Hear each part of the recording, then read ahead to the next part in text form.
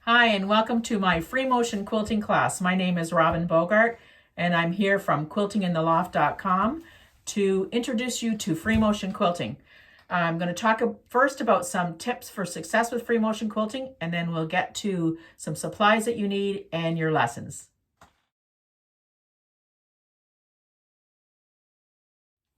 So I wanted to talk to you about some tips for success with free motion quilting. There are so many different tips that you should pick up on today as I talk about them and as I show you throughout the demonstrations. The first tip is to find as much surface table area as you can. And if you have an extension table that goes with your machine, I recommend that you use it. Or if you don't have one, maybe down the line you purchase an extension table for your machine. And when we talk about supplies, I will show you what I mean by this extension table. Also, match your thread colors in both the top and the bottom, and try to match your thread weights in the top and the bottom. Obviously, if you're going to try to use monofilament, it's not going to be the same weight as your bobbin, but try to use maybe a 50 weight and no thicker than that in the bobbin. And there are some variations that will occur over time with thread, and you'll need to adjust your tension. And that's really, really important to realize that tension is vitally important. So that is another tip as well. I think we have this carte blanche out there in the world of thread, and we want to try these beautiful threads, but you will need to adjust your tension. And you can hide your mistakes with busy fabric and prints, and thin threads and blending your threads. So that's another tip as well. Practice on small projects first. As you can see right here, I've made all of my free motion samples into pot holders with seasonal fabric around the binding and in the pocket on the back. So that's another little idea. If you feel like you're going to waste fabric, then this is an idea of making it into a pot holder so it's more practical and you're not actually wasting it. Okay, and choose simple quilting designs. So today we'll start simple and we're going to go up to a more advanced quilting design. And it's important to choose simple designs when you start because you don't want to start out intimidated. You want to start out easing your way into the world of free motion quilting. Come up with a quilting plan before you quilt. We'll talk about that as we get going towards the lessons, and more towards the end of lessons as well. We'll talk about making a quilting plan. Also, fill in your background areas with lots of texture. It really makes your quilt a lot more interesting. You can use stencils to do a small design in your background, and then a denser stitch, which actually helps even if you have an applique quilt, makes the design stand out. It also creates an element of surprise. Also, draw out your design. So when I say that, draw out your designs ahead of time. You might think, I'm not an artist. And you don't have to be an artist. I'm not saying that.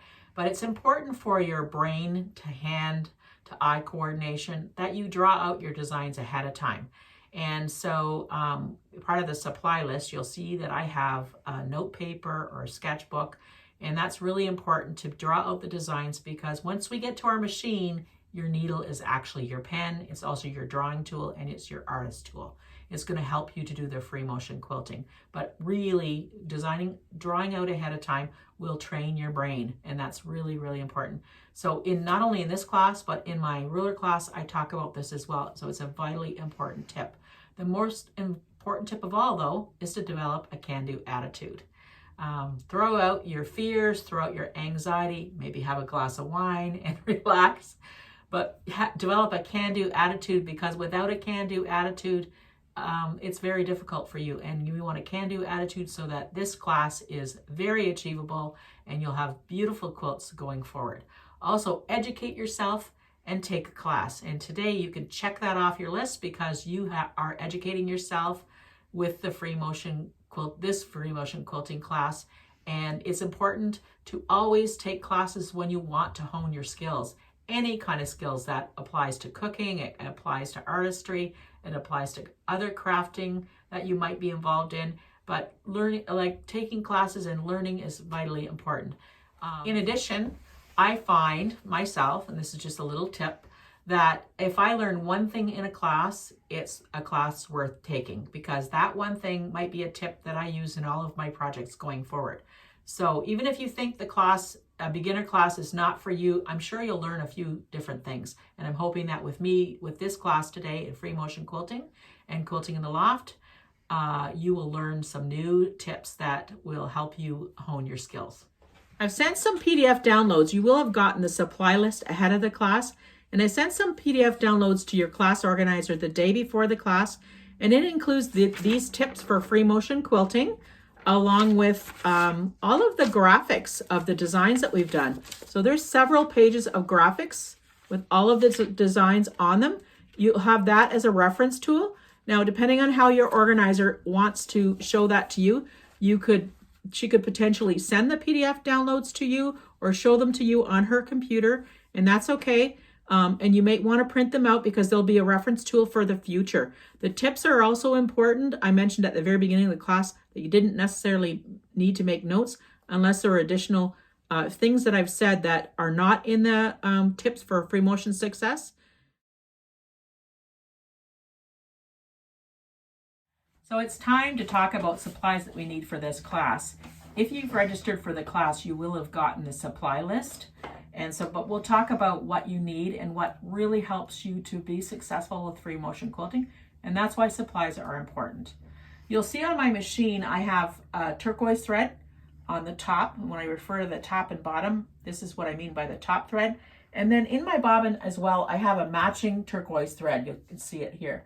So it's important, at least at the beginning, to match your top to your bottom thread is the best you can in terms of weight, and that's thread weight. You'll see the weight usually around the bottoms of the spool of thread, but also going forward, not to restrict yourself with thread types. And we'll talk about thread first because it's right here and it's convenient to me, but don't restrict yourself with thread types. It's all about adjustment. On the Bernina machine, I have a thread dial adjustment that I can adjust my thread tension to the tightest and to the loosest. And you may have to play with that throughout your free motion quilting journey, and don't be afraid to use your thread tension adjustment on your machines. That's what your machines are built for. They're there to allow you some versatility with sewing. So it's really important. So people always ask me, what do you recommend is the best thread for free motion quilting? Guess what? There is no best. It is whatever you want for your project, and you may have to adjust your thread. Okay, so that's my best tip about thread. Don't be afraid to use holographic thread, which is more or less a decorative thread. Some people might say it's metallic, but this is a holographic flat thread. I just may have to use a thread stand, and that will help reduce the tension. Variegated threads are beautiful. They blend beautifully. If you're working with a multicolored fabric that had lots of blues in it, it would basically blend so much it would almost melt into your patterns. They're also gorgeous in variegated colors with a shinier thread, more of an embroidery thread. That will work too. 40 weight, 50 weight, 60 weight, in those weight ranges, they work beautifully with free motion quilting. I am using as well a embroidery thread. It's lustrous, it's rayon, it's gorgeous, it shows the light, and sometimes that's what you need with your project. You need something that shows off beautifully. As you get better with quilting, you won't be afraid to show your threads. You won't be afraid to show off a beautiful shiny thread or a heavier thread weight. King Tut is one of the threads that I particularly love. They have lots of variegated colors. It's actually quite thick. Can't see the weight on it quite, but it's in the 40 weight range, and it is thick and it shows off beautifully with quilting. I also like the Mettler Silk Finish, which is a 50 weight cotton thread, and it's beautiful. It shows off gorgeously, but it's again a thinner thread. I also have Connecting Threads thread here as well, cotton. It's a thicker weight thread in the 40 to 50 range, and it's a beautiful thread. It shows off gorgeously. So I don't want you to restrict your thread. That's my point. And I also use monofilament. I never use it in the bobbin.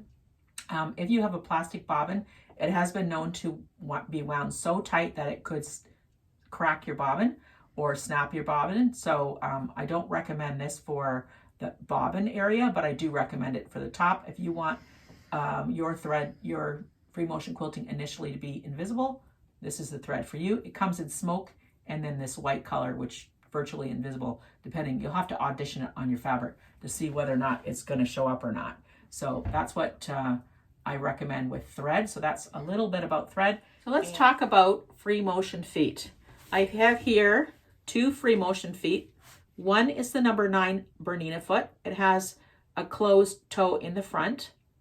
It has a smaller hole. I do use this from time to time. My favorite free motion foot of all time is actually an embroidery foot with the Bernina machine, and it is foot number 15. But you will find that if you've gotten a quilting package with your machine, you should have a free motion foot.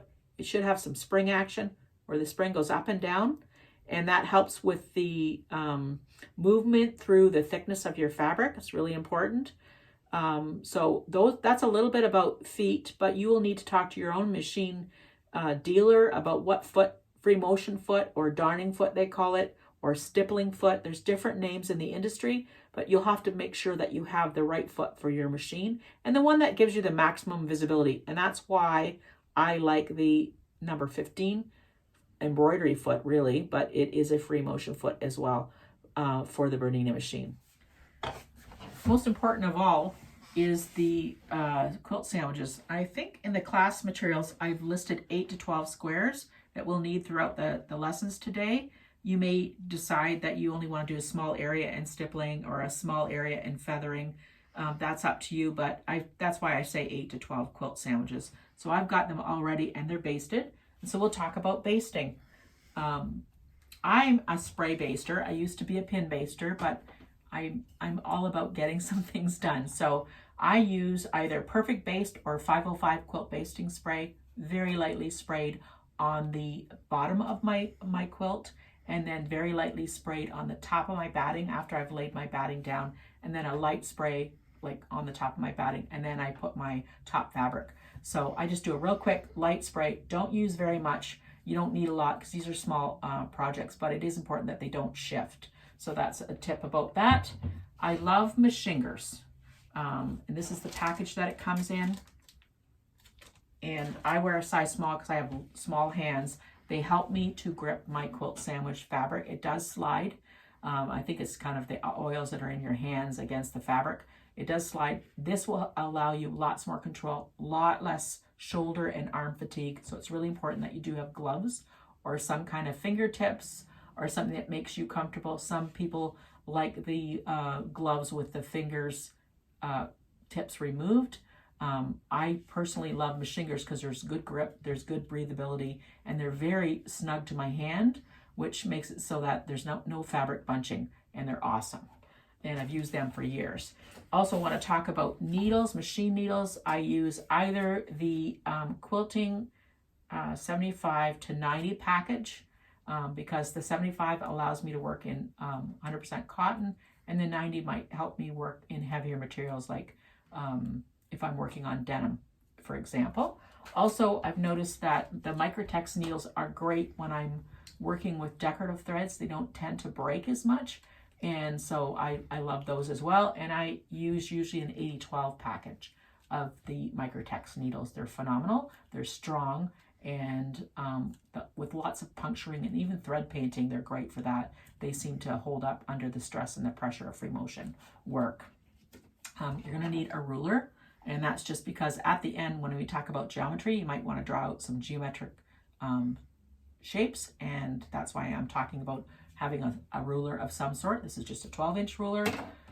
And marking tools are important. So Frixion pens are great because they go away with the heat of an iron. And for today's purposes, if we're drawing anything out to sort of audition it, these will go away. Okay. And then the other marking pen that I use is a washout marker. This is a blue one. It's by Unique Sewing. I think it comes under Heirloom Sewing as well. Seen different brands that have the blue washout pens.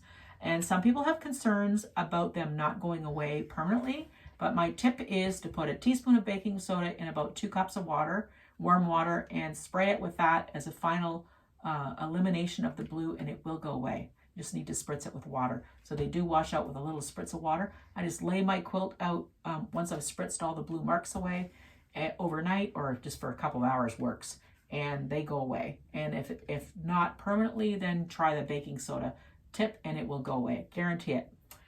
This is a great pen. Use it all the time. The other thing I want to talk about is the Supreme slider. I have it here on the bed of my machine. It just helps so that the fabric will move very easy. It also helps with stress with your shoulders and your arms. And this is the package for the Supreme slider. The original one I got was a smaller one, and it was in this package, just to allow you some familiarity. If you're looking in your local boutique quilt shops, you want to look for a Supreme slider. It is recommended, but optional, only because it makes it so much easier for you to work. You want to have also a sketchbook. And I just bought this one at the dollar store. It's actually a $3 sketchbook at the dollar store. And so what I do is I draw out my designs before I start to work on it. So here's an example of a couple of designs that I've drawn out. And that just helps my brain, as I mentioned originally in the tips for free motion success. I draw out my design and then I go to my machine. And that's the way I do it. And I work with just a Sharpie marker. So these are generic. You can find them anywhere. And I will talk about a couple of settings for your machine. So you need to have your feed dogs down. These are the feed dogs, these little teeth right here that you work within. And mine is just a button on the side of the machine. You'll have to find out from your machine manual how your feed dogs go down. I just press my button and they go down, okay? My button's right here where my finger is, right here. Also, I have a needle down function, or sorry, it is over here, actually. So needle down is important, especially when you're doing a design like a spiral where you want to stop, or you just need to stop because you want to stop in place, you need a break. Then if you have needle down, your fabric's not going to shift. So that's really important. I wanted to mention about lower feed dog function. Without lower feed dog function, there's nothing, you can't free motion quilt. So if you have an older machine and you have no way of lowering the feed dogs, it's rare, but I have seen it. What you could do is tape it with masking tape. Tape the whole lower area here with masking tape so that the feed dogs don't function. It's not recommended, but you could do that. If you really think free motion quilting is for you going forward, and you're going to have lots of future history with free motion quilting, then you probably need to get a machine with lower feed dog function. It is vitally important. You must be able to lower your feed dogs, okay? Also, I wanted to talk about the extension table for your, this is my extension table. As you can see, it's made out of plexiglass. I got one from my machine distributor with one that fits my whole machine bed. So I'm able to set it up with an extra extension table. And then your chair, I'm sitting on a steno chair. I'm going to show you what it looks like. Just a little steno chair, an office steno chair. Okay, you can see that? And I have the ability to raise it up or down. And that makes it so that I can get myself at the right position for free motion quilting to eliminate shoulder and arm fatigue. And speed adjust. That was the other thing I wanted to talk about. And I have right here on my Bernina machine, I have a speed adjustment. I like to have it in a lower speed to get started, and I increase the speed as I get more experience. What's really important as well is practice makes perfect. So if you think that you're going to learn free motion quilting completely from start to finish in one class, unfortunately, I'm going to show you lots of things that you can do and learn from, but it's important in the future that you plan on practicing and that you plan on working on small projects and developing your skills. Over time, you will be a phenomenal free motion quilter.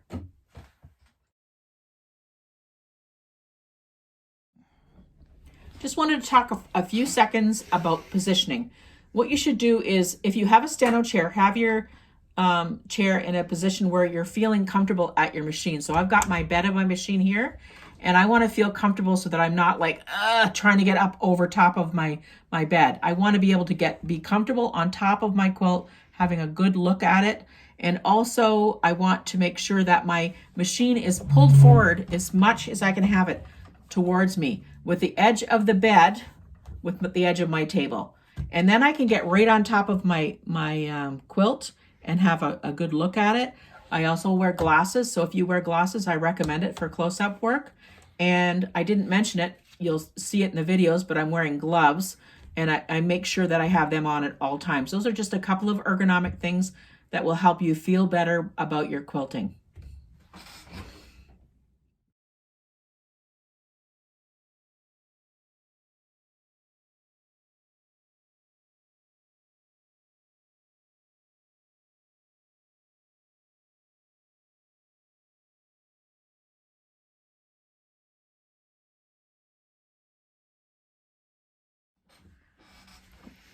Welcome to lesson 1. Lesson 1 is all about stippling or meandering, whatever different people say it different ways, but I call it stippling. And it is actually, if you can think of puzzle pieces, and it's sort of like the granddaddy of quilting, and it's where you begin with quilting. It fills in lots of spaces. You can do it very, very small, and you can do it very large. So it's a very versatile stitch. So we're gonna start talking about that. But first I want to talk about you getting your note paper, or if you have a sketchbook, then get that ready. And in a second, I'll show you how I actually draw out the stippling first. And this is my method of helping you to understand what you're doing at your machine.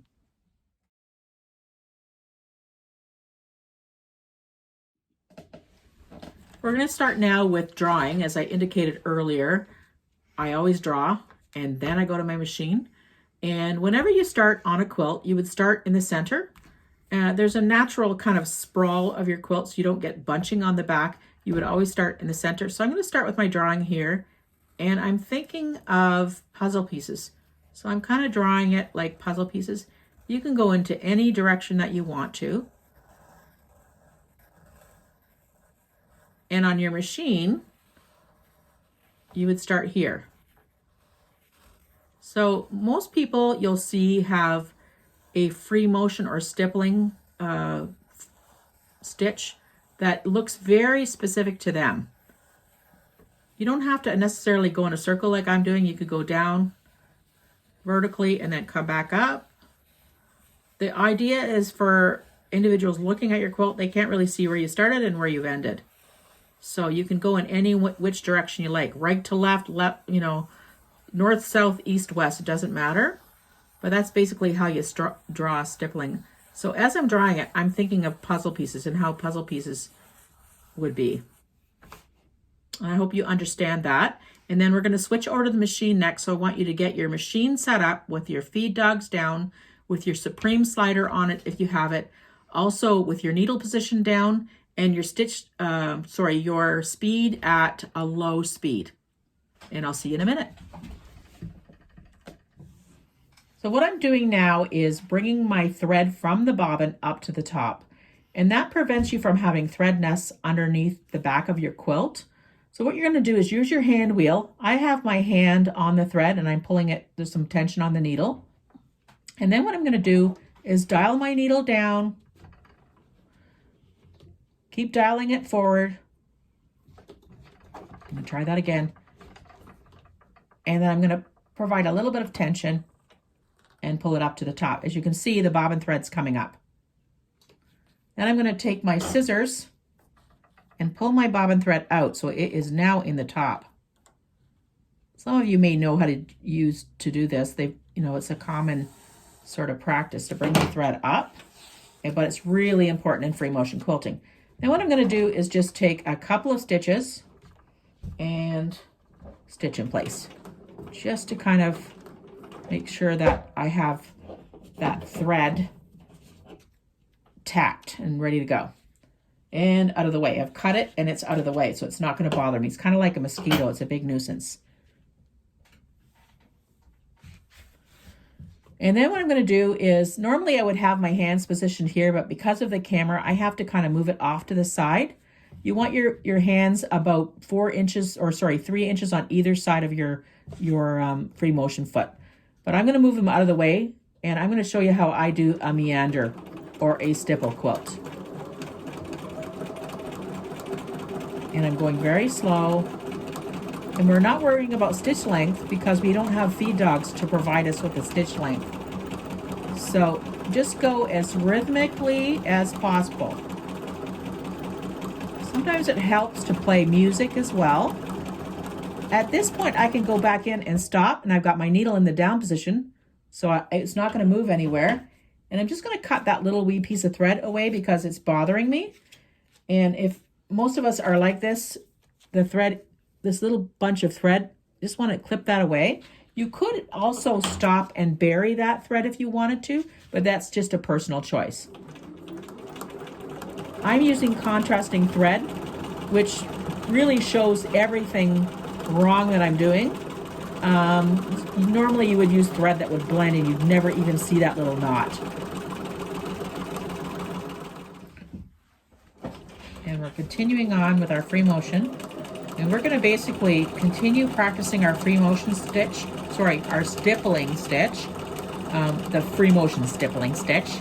And we're going to fill in this entire 12 by 12 inch square as a practice. And then when I come back, we'll talk about the next lesson. But I do want you to, in the meantime, complete the entire quilt sandwich.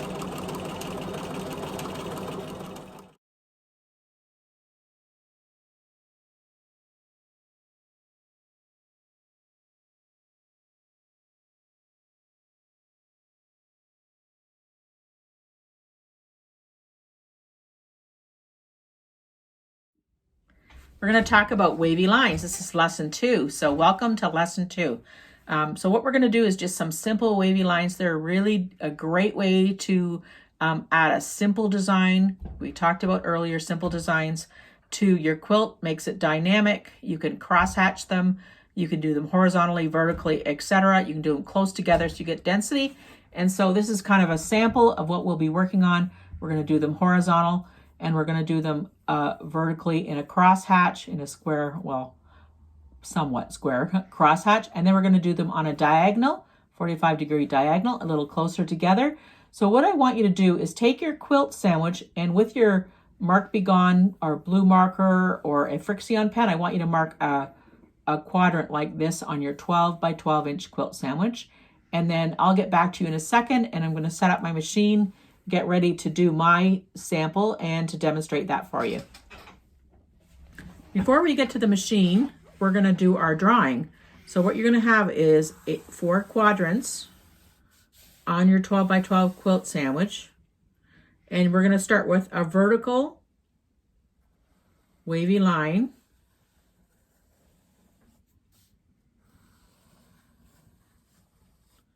Just any way that you feel comfortable. You can go ahead and do the vertical wavy line up here. And when you're doing the vertical wavy line, if you want to just sort of travel across your quadrant line, you're welcome to do that. Save you having to start and stop over again. And travel across. And traveling in free motion quilting is very common. We're going to go on over here to this quadrant over here. And we're going to do a 45-degree line and travel down the line.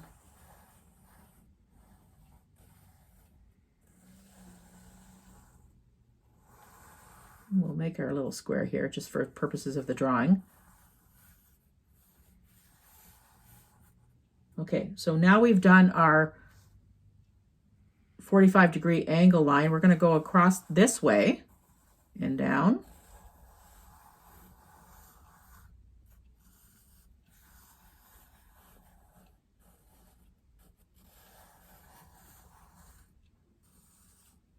And in your class information, you'll have a drawing of this. You'll be able to refer to it. And then in your last quadrant, you're going to do lines really close together.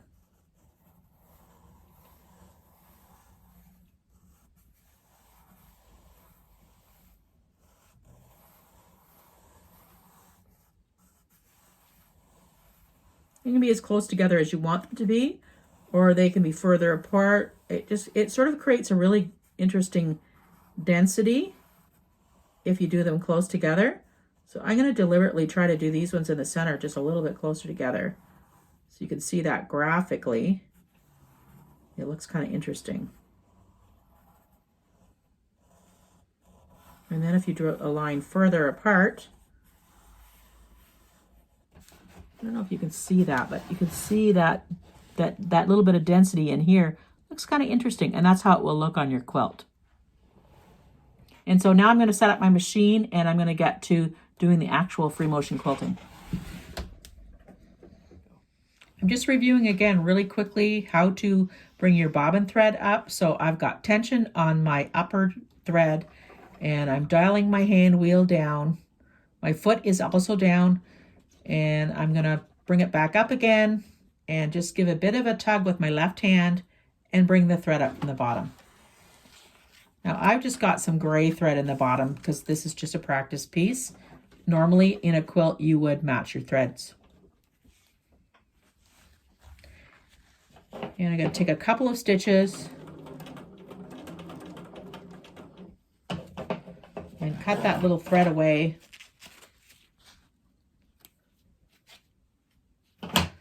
And I'm going to go ahead and start doing wavy lines. And I'm going to do them vertically and any way you like. It's kind of a nice rhythmic flow to my stitching. And it travel across the bottom, back up. And you will notice that when you quilt towards yourself, it's so much easier. And that's just a natural phenomenon with quilting or sewing for that matter. It's always easier coming towards yourself because you can see exactly where you've been and where you're coming. And I'm using a really nice pink embroidery thread. I've already set my tension, so if you decide to change your thread colors, that's okay, but just make sure you look at your tension on the back and that there's no issues, or the tension on the front, depending on how it works. If you do have issues, you'll need to change your tension. So I'm going to do the vertical. I'm speeding up a little bit because I'm feeling confident.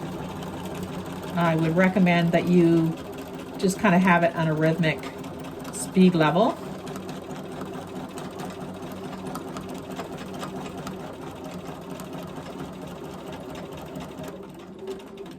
And with the upper quadrant, I'm going to do horizontals and vertical, and I'll start with the horizontal first.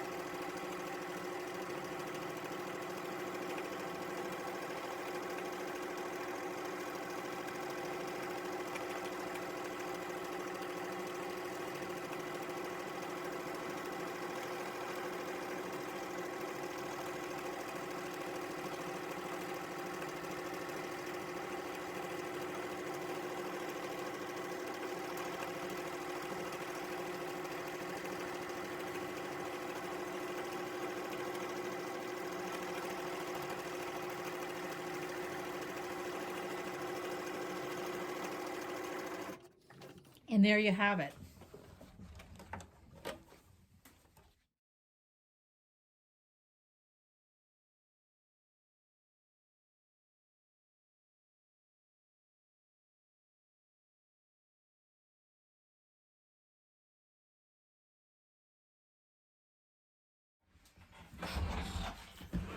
We're doing the drawing for lesson number 3, which is Christmas lights. So what I'm going to start with is a tail, kind of do an E. It's also known as E's and O's. And I'm going to go down into an O, and up into an E, down into an O, and up into an E, and then it's just sort of meandering randomly E's and O's. And what I'm going to have you do is fill your quilt sandwich with this. If you get stuck and if your needle is in down position, just stop and think about where you need to go next. Because sometimes it's a little tricky because there's directional issues with this particular design.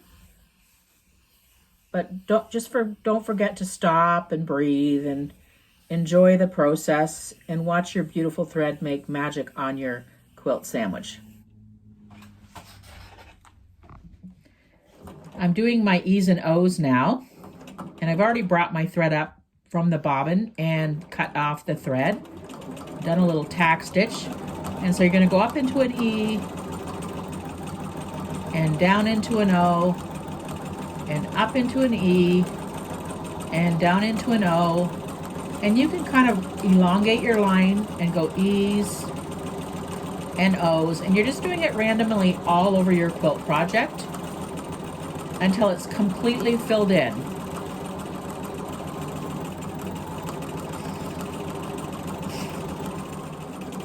I'm going to fill in my entire 12 by 12 quilt sandwich, and then I'll speed up the film.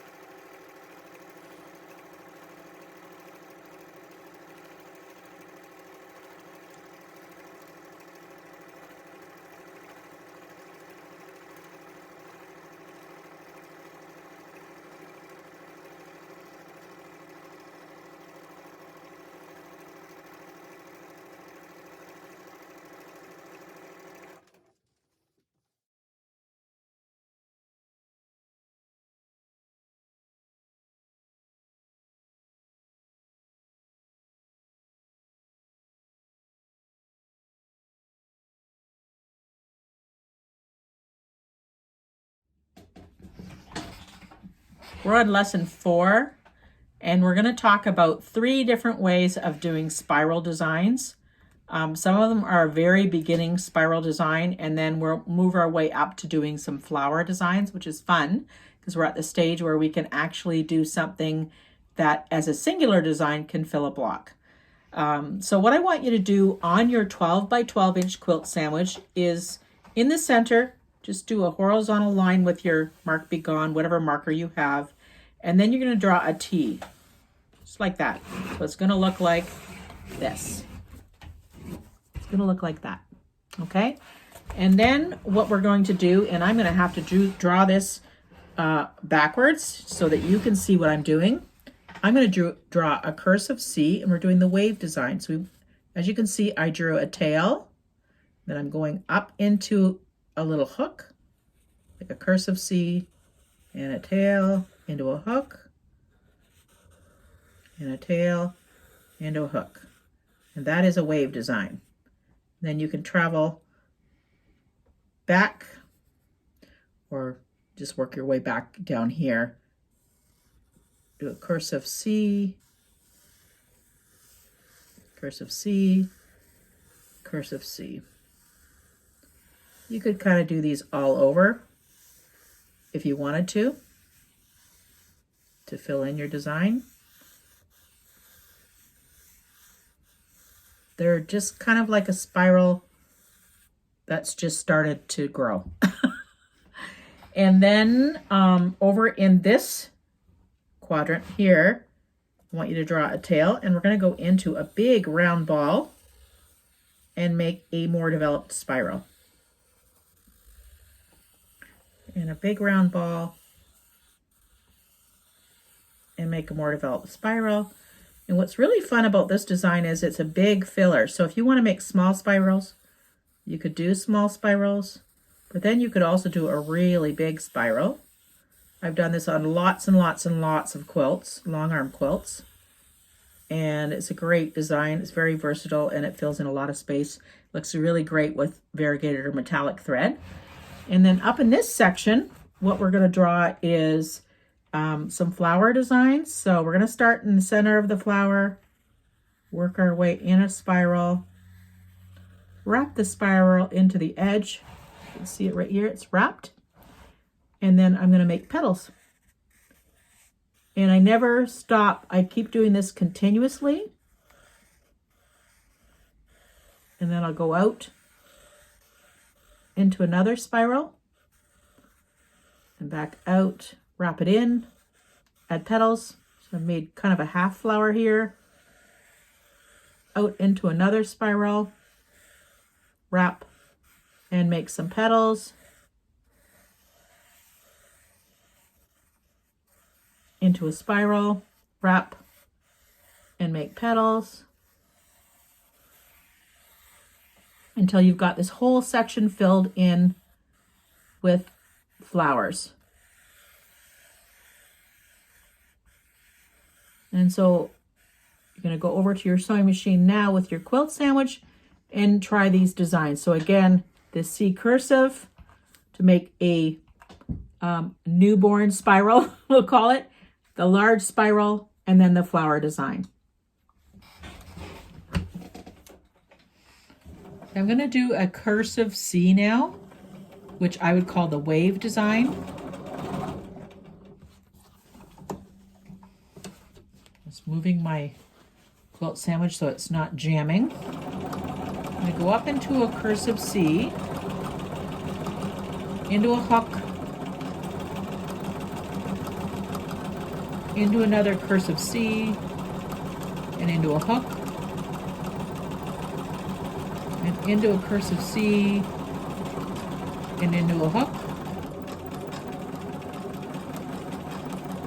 and into a cursive C, and into a hook,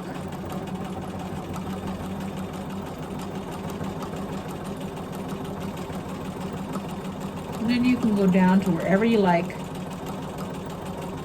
You're kind of doing the cursive C upside down. But what helps with that is that you've drawn it ahead of time. So you kind of got the movement figured out.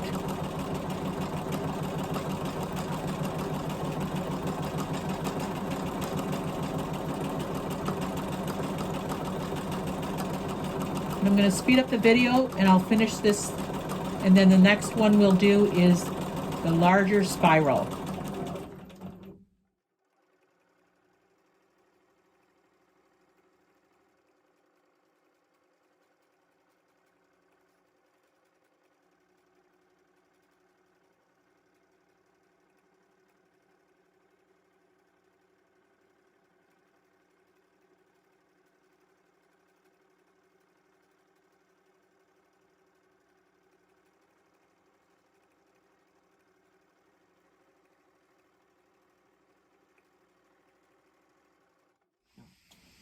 Well, as you can see, I've just traveled along the line that I drew and up here, and then I'm going to go into what is a large spiral.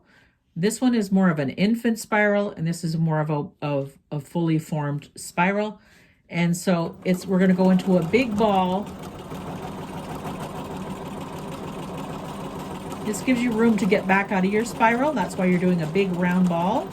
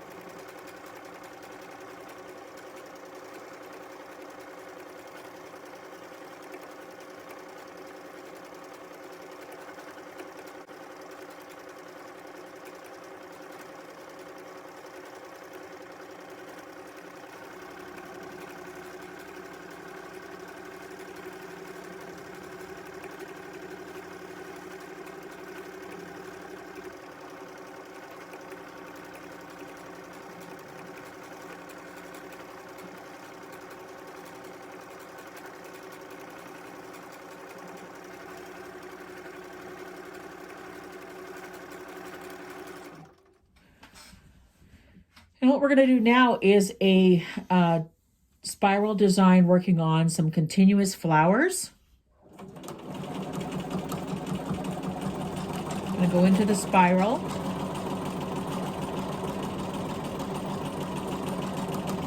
And we're going to wrap the spiral.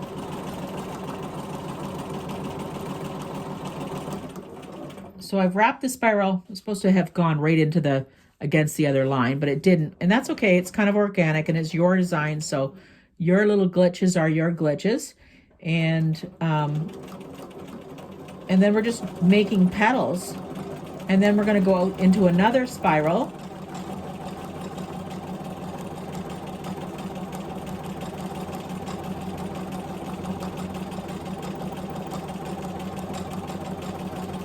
And wrap it into the side.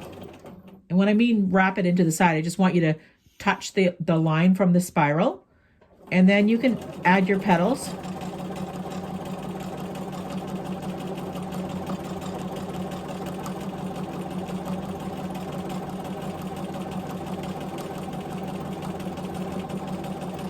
And yes, I'm going to go in here tight where most people wouldn't go, but I like to challenge myself.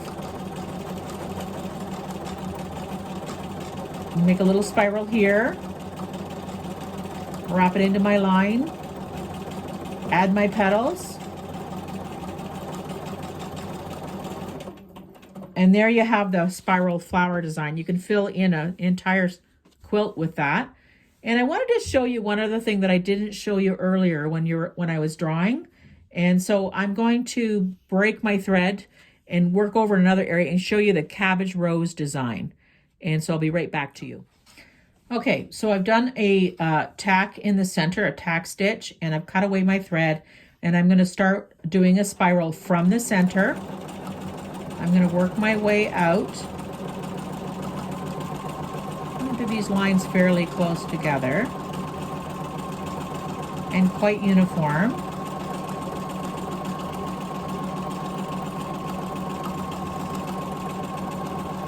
And this is a design, it's a standalone design. It will fill an entire block depending on how big you want to make it. And again, you're just going to wrap the line in like that. And then you're going to make petals. Nice big round chubby petals.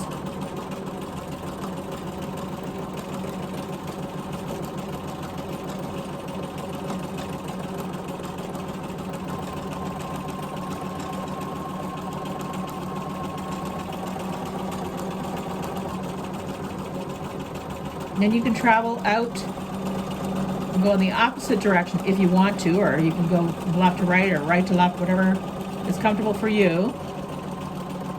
And you're just wrapping petals on top of petals. And it's kind of called a cabbage rose because that's what it looks like. And this is a standalone design that you could use to fill any blank block or where you need an interesting shape. And you basically finish it whenever you feel like it looks the way you want it to look. I could continue and make it bigger.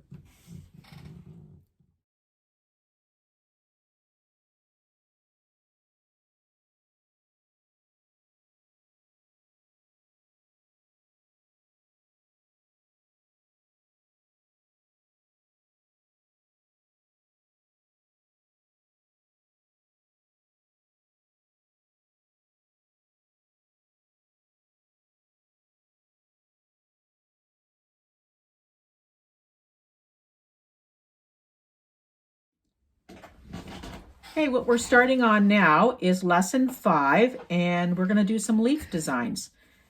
This, I think you can see it there, is my pot holder with the leaf design showing on the back as well.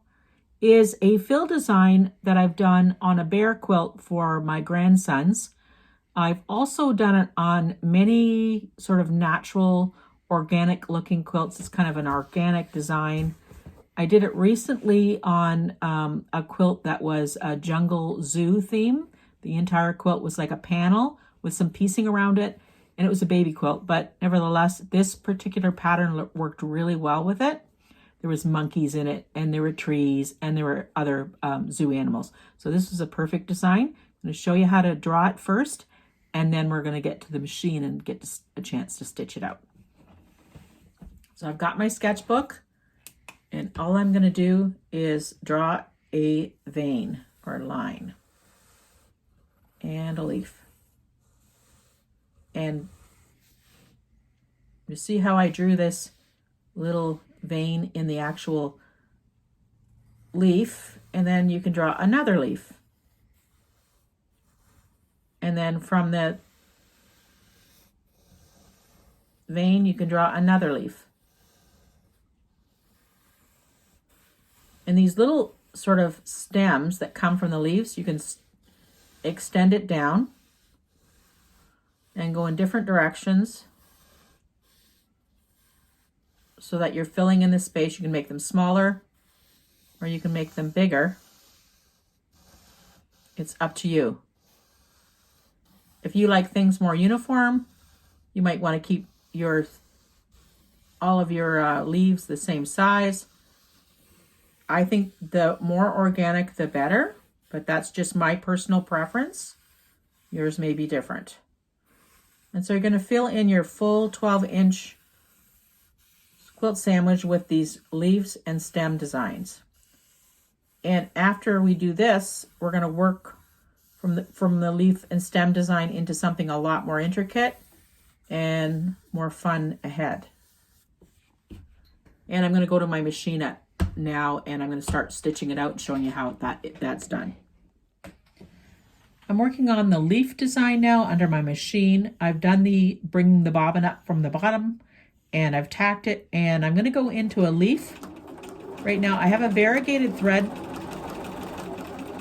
on my machine, so I'm going to go into a vein and then a leaf. And then I'm going to go back into the actual leaf and do some veining. And it doesn't matter if your line is right on top of itself. It can be very open, and I'll show you with the next leaf.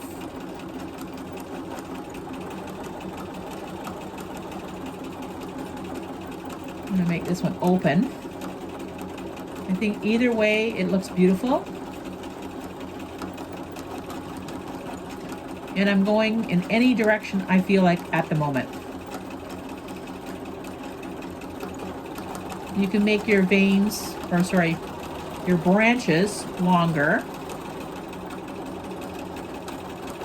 And you can make your leaves pretty well any size you want to. And the object being to fill the entire 12-inch quilt sandwich. And I'm going to speed the video up now, and I'll fill in this and I'll get right back to you. In the meantime, you can practice on your quilt sandwich.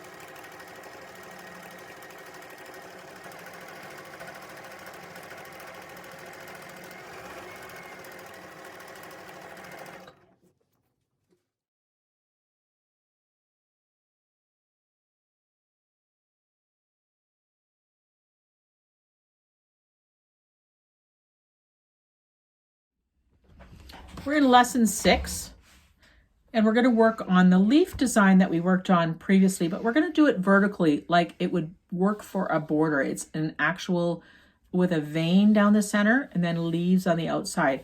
And I'll explain to you how we're going to do that in a second. We're also going to work on a basic feather design. And I talked earlier briefly at the beginning of the class about how feathers can be a beginner design. So I'll start with the leaf design first. And all you're going to do is just, I'm going to start at the bottom. Actually, I'll start at the bottom and just make yourself a leaf like you did previously, and then work up in a vertical line. And you don't just have to use one leaf. You can go out in the middle and add another leaf. You can actually add as many leaves as you like. But you're just working up the vertical line with leaves. And then when you get to the top, you can add one in the middle, and you're going to go out the side and add leaves. And you can even add stems out.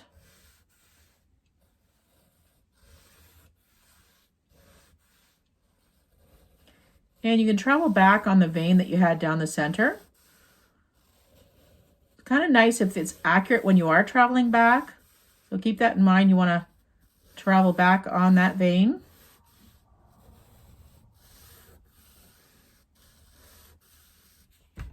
And there you have it. That's how to draw a leaf design. I'll show it to you this way. Unfortunately, I could not draw it upside down, but that's what it looks like. So like it if you tried to draw it first, particularly this design before you get to your fabric, because it is tricky to just go ahead and draw this on your fabric. So make sure that you audition it first in your scrapbook or on your paper. And then I'm going to draw a feather design, and I'm going to try to draw this so that you can see it from the right direction. So we're going to do a straight line feather design. Now, you can do a curvilinear design, but I'm going to demonstrate a straight line design. And in the next lesson, I'll show you how to do a curvilinear vein. So you start with a vein first. Sorry, I start from the top down when I'm doing a vein, and I get to the bottom where my sewing, and I draw what looks like a thumb. And then I go out and draw another thumb. And my focus being is that they're similar in shape and size. You want to be able to sort of fit either a dime or a nickel in here.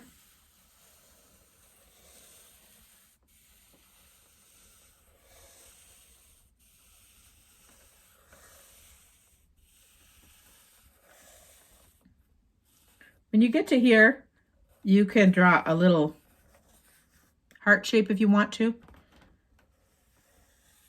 And they don't have to line up here. Some people think that the feather has to line up here. It doesn't have to line up here. It can be very organic.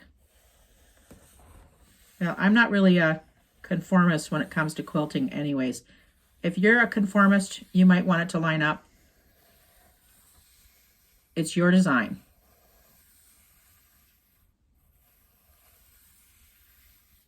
And that's how you draw a feather design. And so I'll get to my machine, get it all set up, and I'll demonstrate the leaf as well as the feather design. I'm showing you the leaf design that we drew out a few minutes ago. And so I've started at the bottom of the spine of the leaf design. I'm just going to draw a leaf, and I'm going to go up, and I'm going to add another leaf. So I'm kind of like drawing the leafy areas and the spine at the same time. And I'm using a really pretty burgundy thread. And the leaves don't have to be all the same size. They can be different sizes.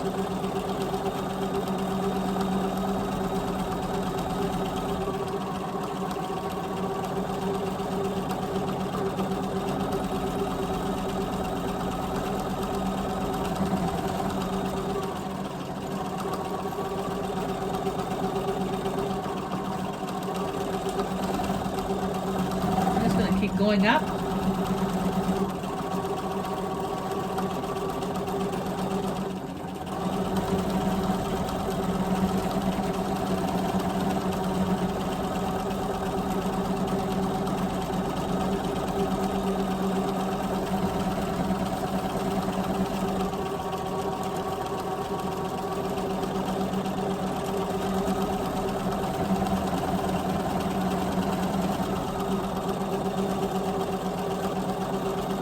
When I get up to the top here, I'm going to draw a leaf, a central leaf.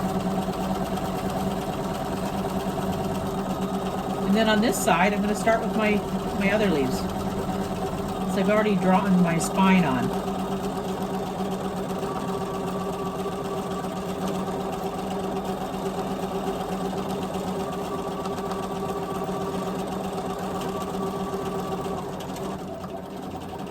Oops, a little glitch there. I'll just fill in, thread paint it in.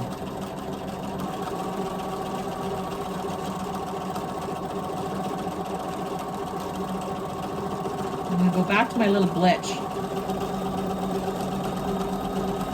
and add a nice little leaf. Make it look like it's organic and part of it all.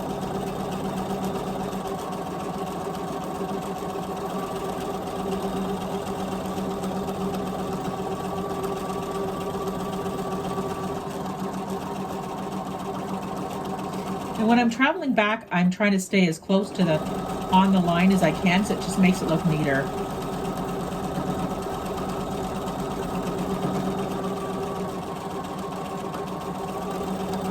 And I see a gap, and I'm going to fill it in.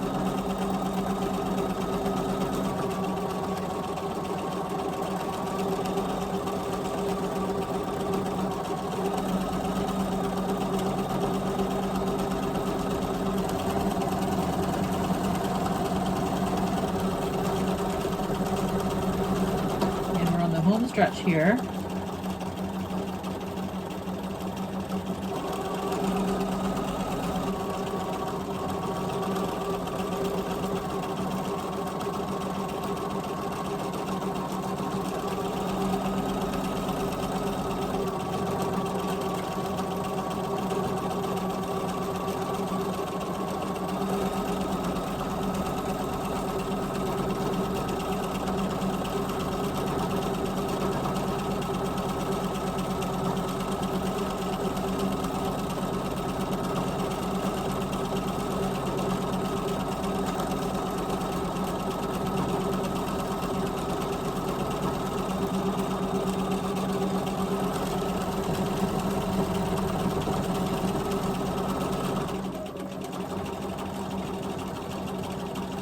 I'm just going back over that stem a little bit because I kind of doubled the lines, but that's the design. If you want to go ahead and try that, and then when you come back, I'll be working on the feather design. I'm going to start on the feather design, and I wanted you to make note of the fact when you start a feather design, you want to make your spine from the top down towards you. It's just much easier to do your spine first and then work on your outside feathers. So I'm starting at the top, and I've done bring the bobbin thread up and my knot and cut my thread off, and I'm going to start the straight line for the feather.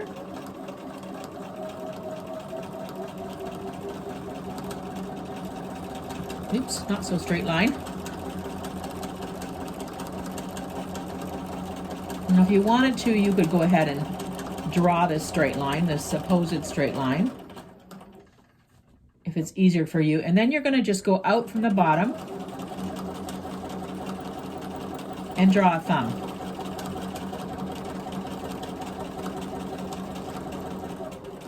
Now you can go on the line if you want to, back to make the next thumb, or you can go a little ways out from the line too. It doesn't matter.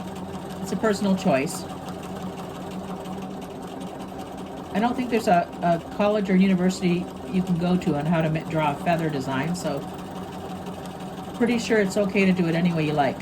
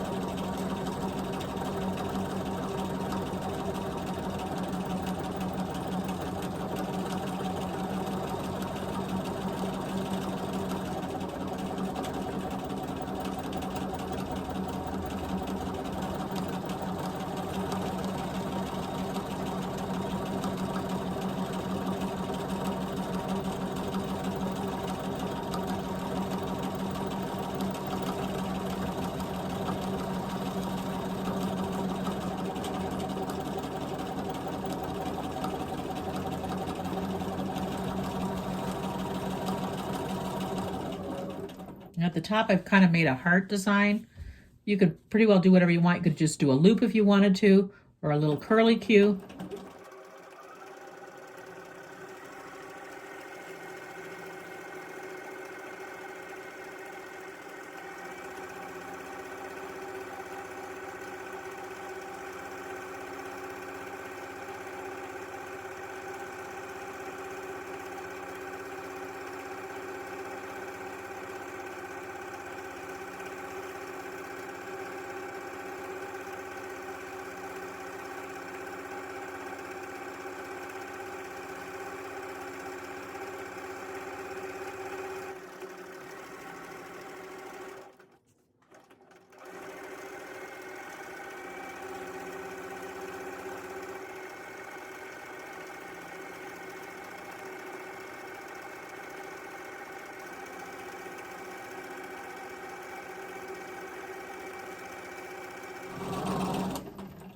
And that is the feather design. Up next, I'm going to show you lesson seven, and we're going to do variations on the whole feather, and we're going to curly cues, combining these, and just having some fun. And as you can see on this sample, I have made 3 quadrants. It's up to you. You can use 2, but I thought I would just save this one for the next lesson.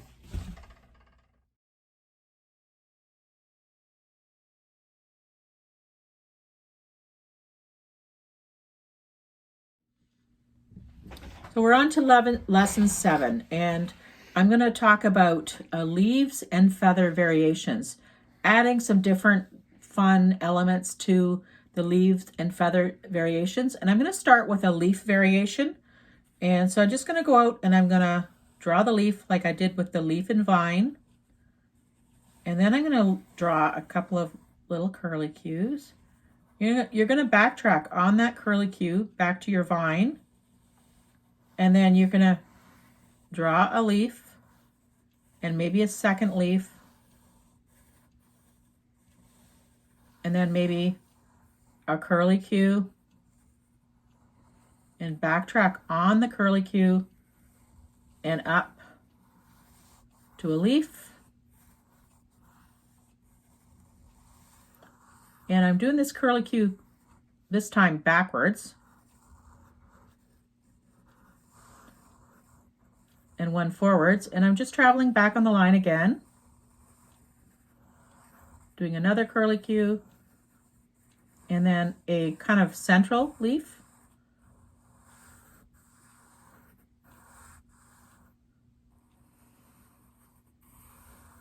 and another curly cue. You can just do however many of these curly cue things you want to do. They're kind of like a spiral.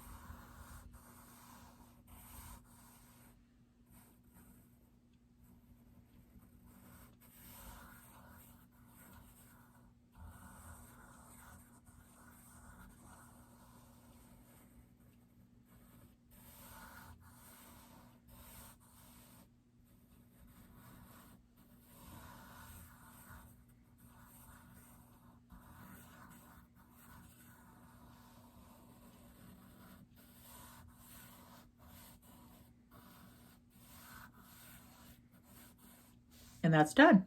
I'm going to show it to you right side up, and I apologize, I cannot draw this backwards. They're just impossible for me.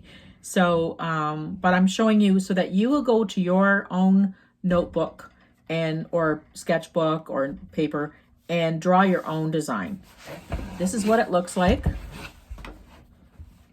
And in your grouping of handouts, I'll have designs for this to show you kind of a guideline as to what to draw, but use your own imagination on how many curly cues you want and how many leaves as well. And the next one I'm going to draw is a feather and curly cue variation, but this time I'm going to do a curvilinear spine. So I'm going to have you draw the curly cue at the top and then a curvilinear spine. And you want it to be gentle, because a really prominent one is more difficult to work with.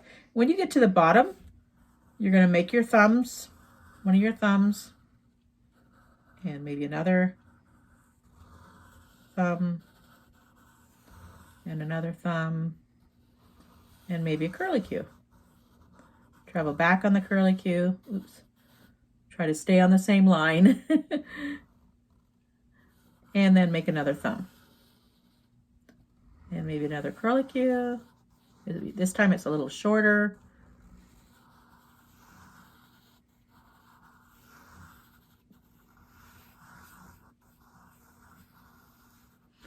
And you can work on the other side now.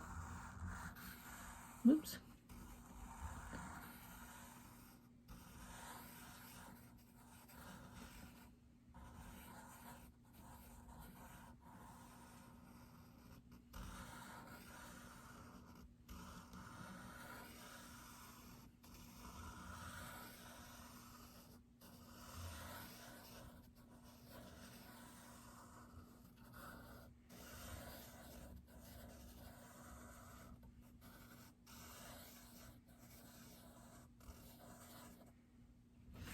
And that is the feather and curly cue design, which I can't, again, do upside down. So that's what it looks like. I want you to play around and do whatever design suits your fancy. You might want more curly cues in it. You might want more feathers in it. And you'll find that the curvilinear spine is no more difficult than a straight. So give that a try. The third variation I have here is just something to be creative and to try yourself. And that's just a different shaped leaf. As you can see, it's on a curvilinear spine with a different shaped leaf. They're just more pointed, and it's kind of interesting and organic. And I kind of like this spiral at the top. I think that looks really interesting. So that's just something for you to try on your own, but I'm going to demonstrate these two right now at my sewing machine. Okay, now I'm starting to do the leaf and swirl variation. And I'm just starting at the bottom, like we did with the other leaves and vines. I'm just going to draw a leaf.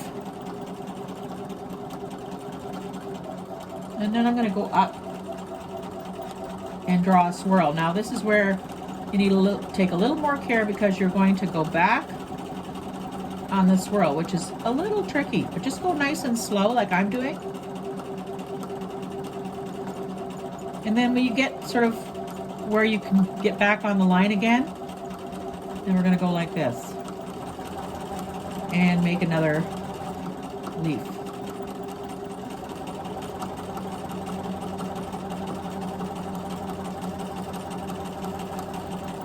And this time I'm going to make the swirl go backwards. I'm going nice and slow so I can track back on the same line.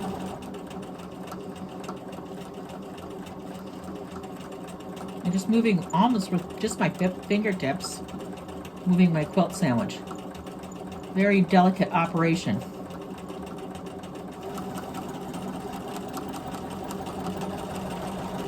And I'm going to make a nice big leaf here.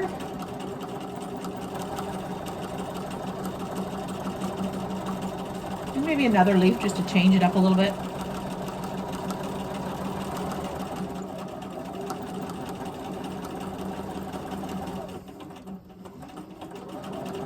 Now I'm going to go up high so I have room for another swirl.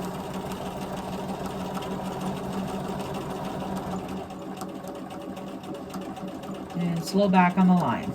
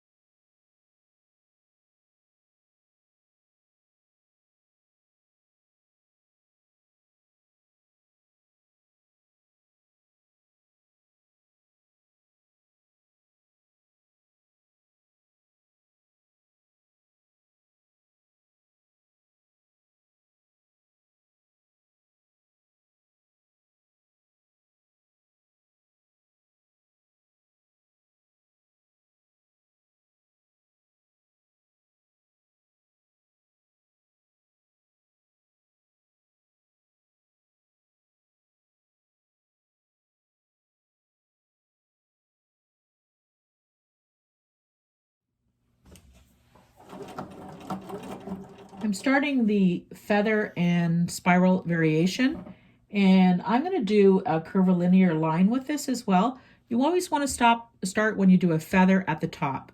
It's just much easier when you come down to the bottom to start making your fingers. At least this is my experience.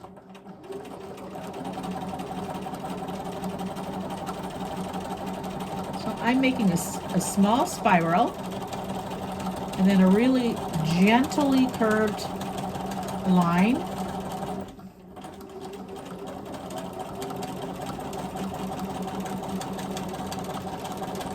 And when I get to the bottom, I'm going to make my little finger or thumb design.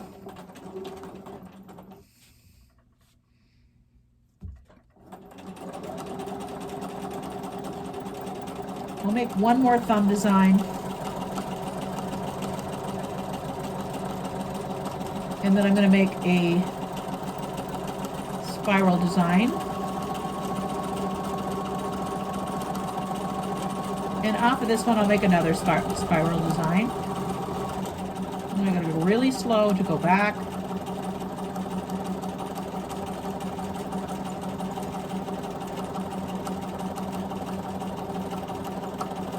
And travel back to the vein.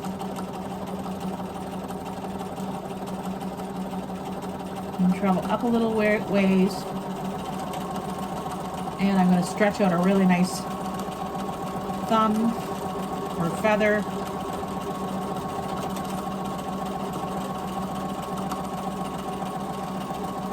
And another feather.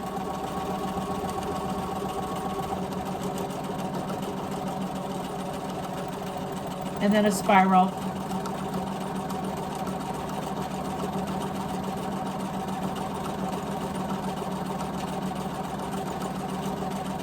And again, I'm just using the very tips of my fingers to make these spirals and travel back.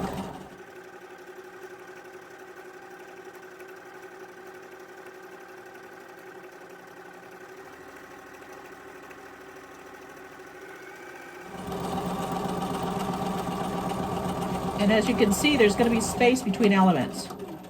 And that's okay because it makes it interesting, gives your eye a chance to rest.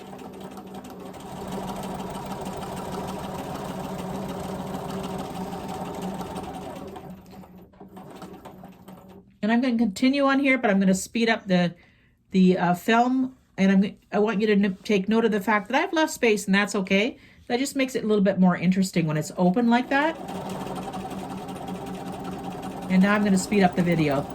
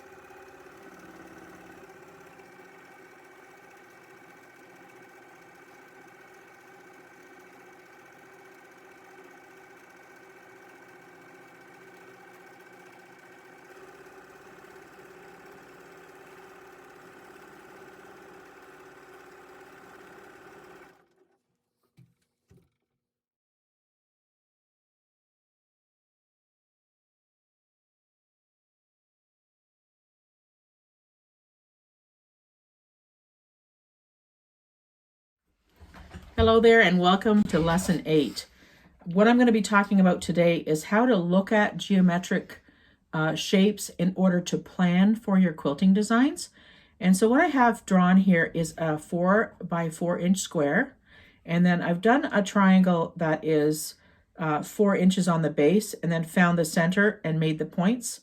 And it doesn't really matter. This doesn't have to be an accurate triangle, but I'm going to ask that you draw yourself a nice triangle, both in your drawing practice and in your quilting practice. And then I'll show you how you can fill it easily without even having to mark it. And it's based on the principles that I've already shown you in quilting.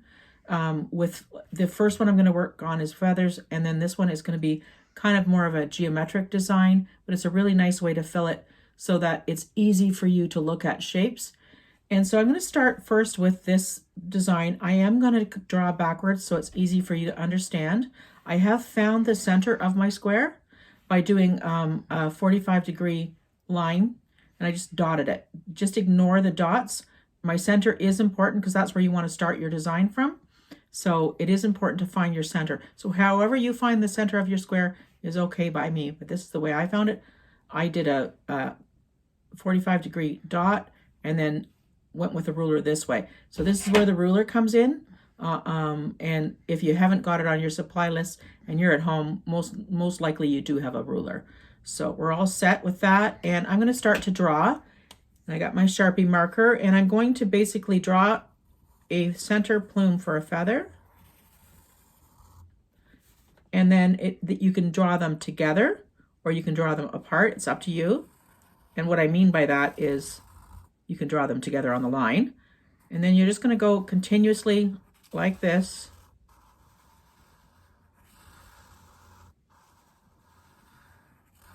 Until you've got that filled.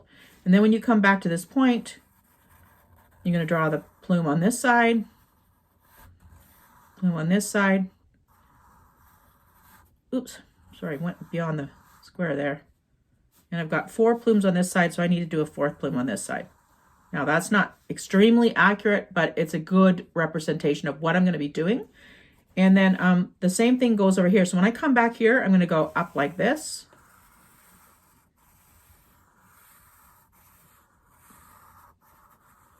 And the object being, hopefully,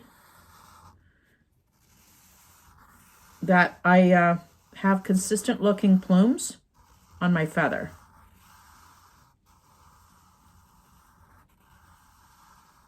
And there's your design completed. So that's how to fill a square, very simply. And you could also look at this as a triangle. So if you look at this as a triangle, it is another way to fill a triangle as well. So just half of this design. And then I'm going to do the triangle, and I'm going to show you like this. So what you would do with this is you kind of follow the lines. I'm going to go out from the center bottom of the triangle, and I'm going to go out like that. Just a nice gentle angle, back down. I'm leaving probably 1/8 to 1/4 of an inch right here, but I'm making the lines all kind of angular instead of curved. Come back to the center.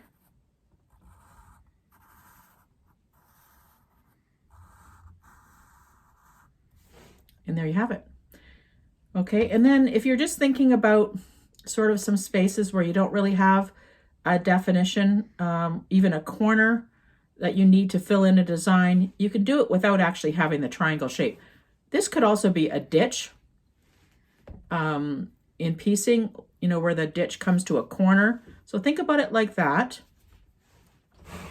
I guess if it was like that, you see it as a corner design. And then I'm going to draw another one for you, which just incorporates a little bit of our, what did I call them? Spirals. And so we're going to do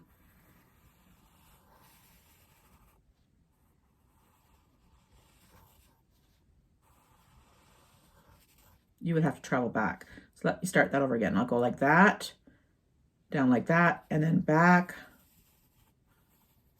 Oops, and then back up here like that, and then back down.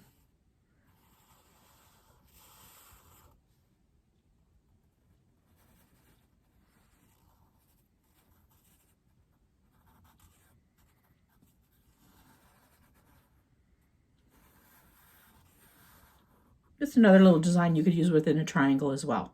So those are a couple of different options to work with this type of geometry. And I'm going to go to the machine. I'm going to set up a 12 by 12 quilt sandwich. You can use the whole 12 by 12 quilt sandwiches. You can make more squares if you want to make smaller ones or bigger ones, but as a minimum, maybe a 4 by 4 inch square, and then this base being 4 inches, and you figure out where you want your triangle points based on your centering, and make yourself a triangle and a square. You don't have to do this one. This is just an optional design that I thought was just kind of interesting to explore. And I'll have my machine set up shortly and give you a chance to set yours up as well. Okay, I've got my square drawn. I've sort of put a little dotted line across the center, found my center by using a ruler this way. And so I'm in the center right now. I've done my tack stitch, my bobbin thread is up, and I'm ready to go. And I'm going to do the feather stitch in this square. I'm treating it kind of like a diamond. I have it on the angle, on the 45-degree angle, so that I can sort of understand how to fill it better. And so that's what I do recommend. And I'm going to just keep going and make my first plume in the center.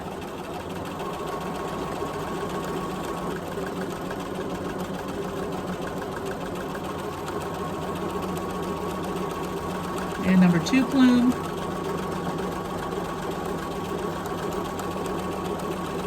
Number 3 plume. And number 4 plume. I'm coming back to center, and I'm going to work on the left hand side of my square now.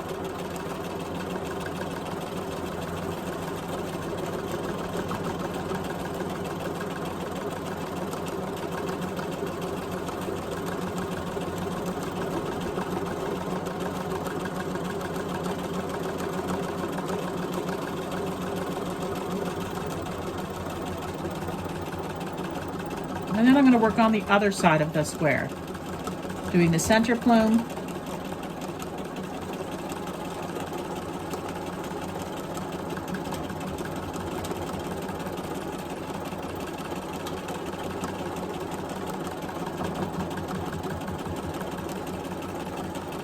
and number 3 plume,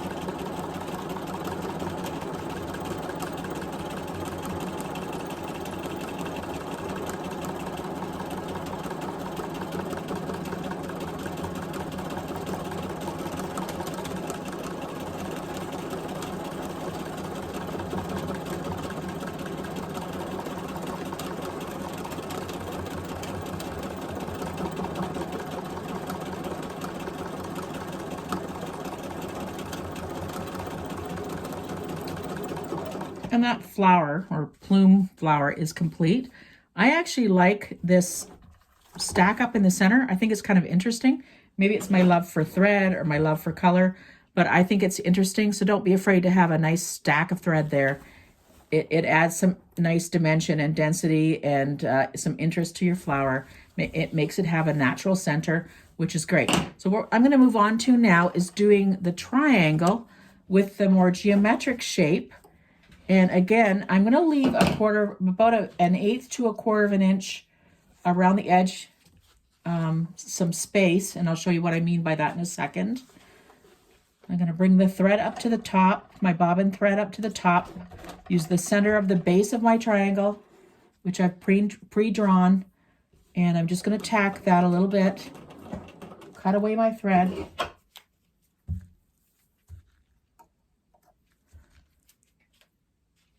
And I'm going to go ahead and make my kind of geometric shapes. If you're not comfortable going ahead and quilting this, you can pre-draw it on your quilt with your washout marker, and that will help to guide you as to where you're going.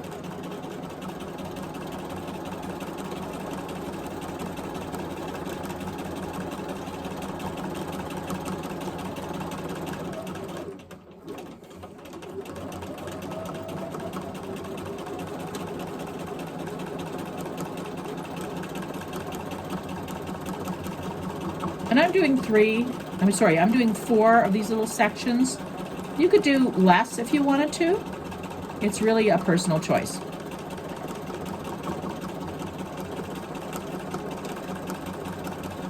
More of a straight line design.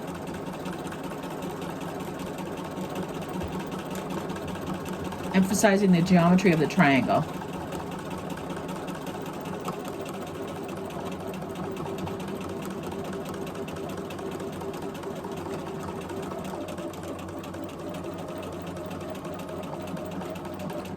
And that one's done. Again, there's some stacking here, and that's okay. Stacking actually adds interest.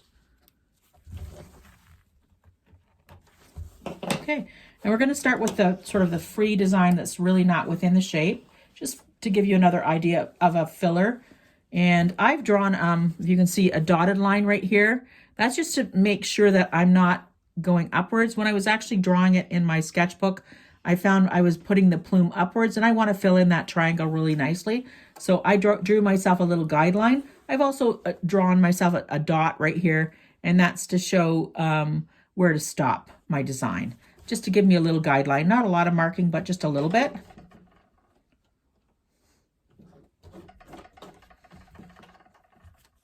I'm just bringing the thread up,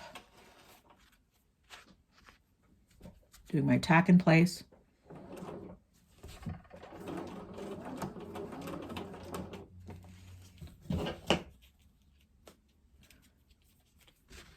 And the cutaway, and I'm ready to go. Okay, so now I'm going to do a central plume.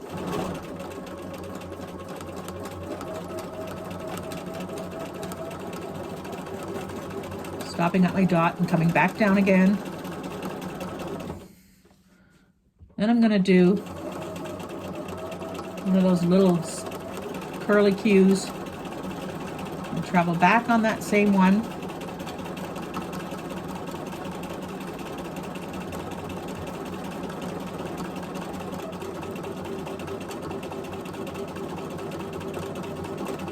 Go nice and slow if this is difficult for you, and guide it very carefully with your hands. And then we're going to do a plume that kind of emphasizes the base of the triangle. And then we're going to do some of those curly cues over here.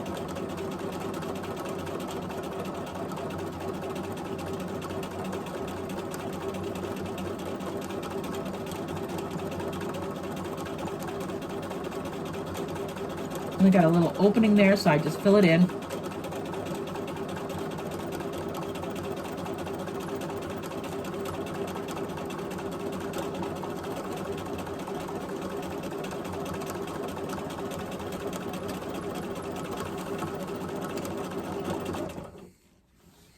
And there you have it.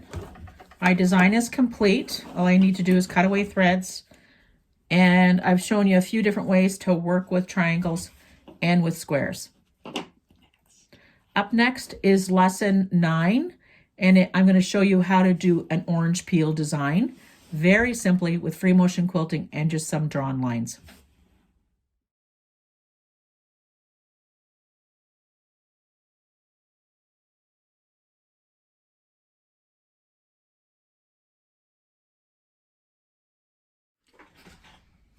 Hi again, welcome back to lesson number 9, and what we're going to work on with this lesson is the orange peel design. And I'm going to show you a nice and easy as it gets method to fill in the orange peel design using a free motion technique that's continuous. And this is my sample.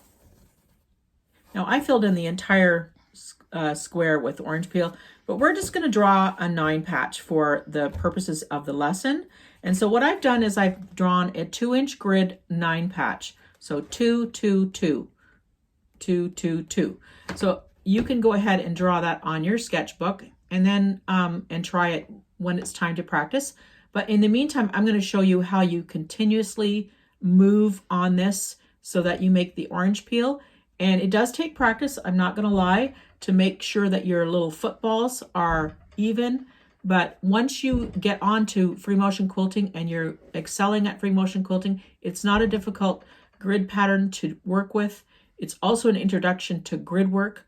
And it might get you thinking about other shapes that you can do continuously to fill in an entire 9 patch or an entire section of your quilt.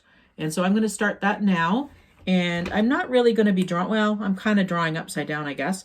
So I'll show you what I'm going to do. I'm going to start here, draw a football. But I'm going to continue with that football and do kind of an S pattern in and out of the intersection of the block. And then in and out of the intersection of that block as well.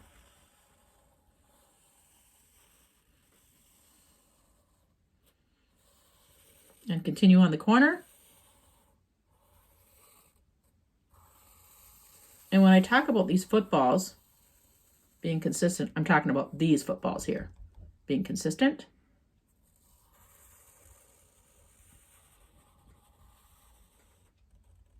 This might be one part of the video you might want to stop and play a few times. Now this is a critical point. We finished our outline around the outside of the 9 patch, and I'm going to travel down to here. So on the sewing machine, I'd travel down to here and I'd go horizontally. Then I'm going to go back horizontally.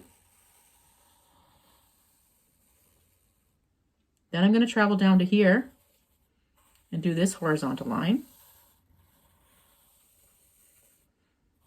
And back.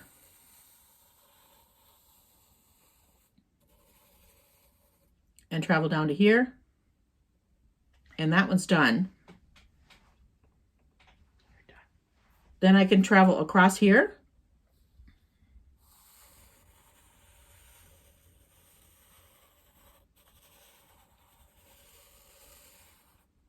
And travel across here.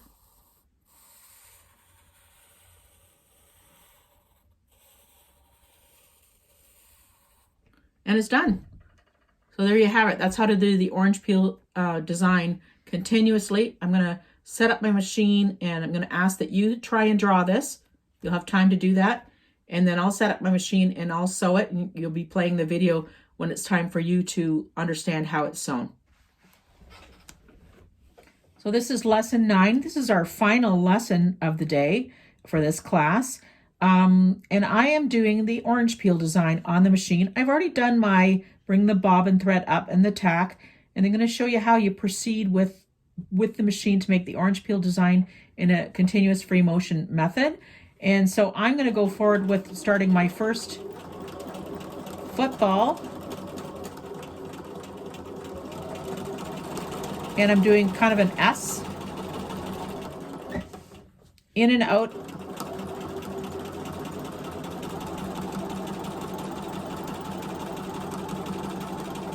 of the points of the squares.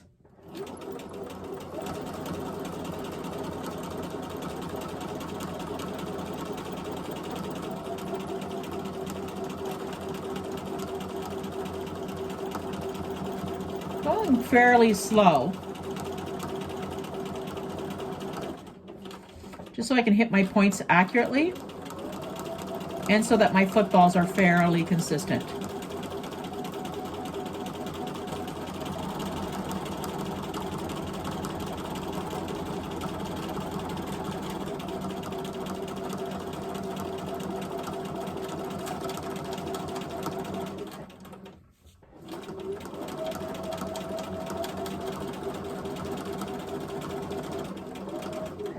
Now when I get back to my start point, I'm just going to complete that football.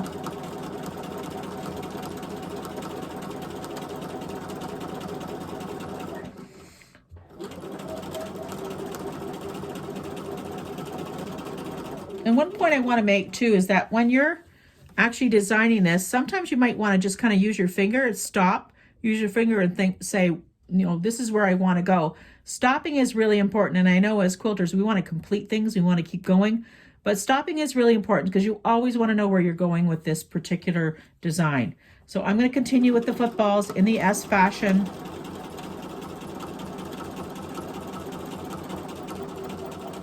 I'm going to continue around the corner here, through the points.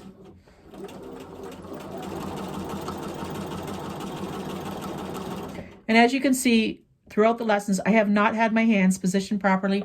They should actually be here for you. is because I've got the camera right beside me and I don't really have room for my hands. So I'm just letting you know that, and so that you make sure that you have your hands in the proper position.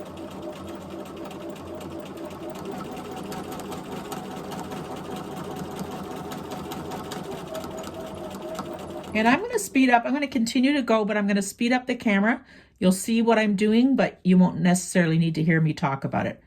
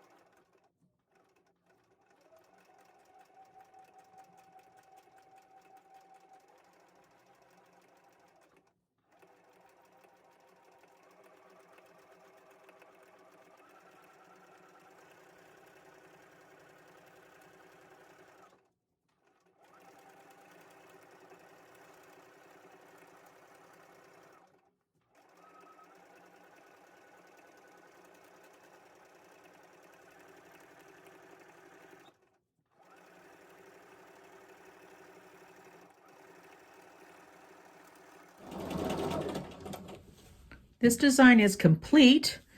And if you're not happy with the lines showing here, what you could do is continue now and just go around the outside border in the ditch. Let's say this was a standalone design, you want it to look consistent.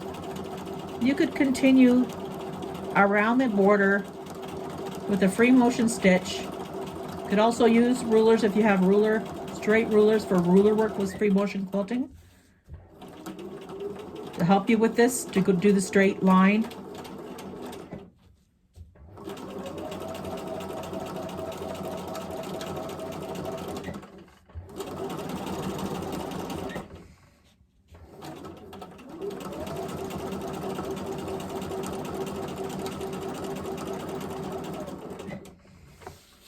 And the design's complete. So all I need now to is spritz the blue lines out, and my design is complete. We've just finished lesson number 9, and that is the orange peel design, as you can see. Now you will see there's a couple of wobbles for me, and part of that is because my hands are back because of the camera. So that sort of tells you what the importance of hand position is. Really important to have your hands kind of like this, with about 3 to 4 inches on either side of the needle and your foot. And then I'm just showing you the little pot holder where I filled in the entire thing. I recommend that you try this over and over. It is a little trick at the beginning, but once you master it, it is, you can do this really, really easily to fill in lots of stuff. Looks great on lots of different quilt projects.